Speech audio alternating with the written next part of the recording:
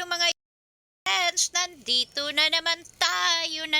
tayo sa Alais Central Elementary School. Dito ako nag-elementary dati at after kong bumoto, nandito ako sa harapan ng school na ito kasi ang dami kong nakikitang mga bulaklak na napakaganda ang color niya. Ang color na ito ay pink man siguro to o ano ba, purple, basta yun, nakahilira lang siya dito kasi nagandahan ako. Tingnan nyo, ang gaganda at may kulay na white pa yan, combination ng white. Ang gaganda dito ng combination na white nga color. Siguro makasurvive ito ng mga init kasi summer ngayon at kasi walang tao dito sa school na walang nagdidilig, kaya yun, no, tingnan nyo ang gaganda.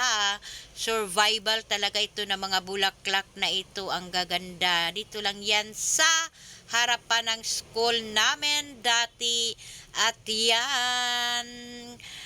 yan lang.